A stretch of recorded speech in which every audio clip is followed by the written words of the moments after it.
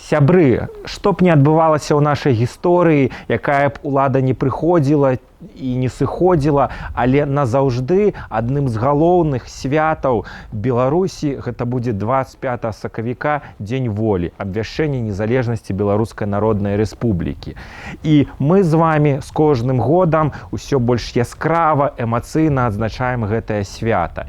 І я заклікаю вас не спыняцца і рабіць кожны пакрышачку свой невялікі унёсак у адзначэнне гэтай даты.